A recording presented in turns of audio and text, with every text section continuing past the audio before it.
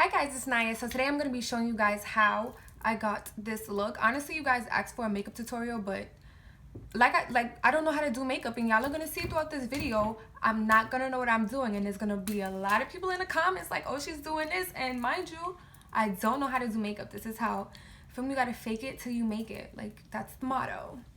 Anyway, anytime I can save money and do something myself, I'm gonna do it, like, regardless. I don't know how much eyebrows are now, but when I last checked, it's $5. So if you do your eyebrows this way, it's an extra $5 in your pocket. Feel me? You shouldn't pay for things you can do yourself, because you could use that money towards food. Test a strip like on your arm or something and just see how your body reacts to it before putting it on your face. You do not want to burn your face. Like, I'm telling you, your face will burn, especially if you have sensitive skin. So please, just, like, don't do it. Before we start, I just wanted to show you guys my eyebrows, all natural. There was no product on them.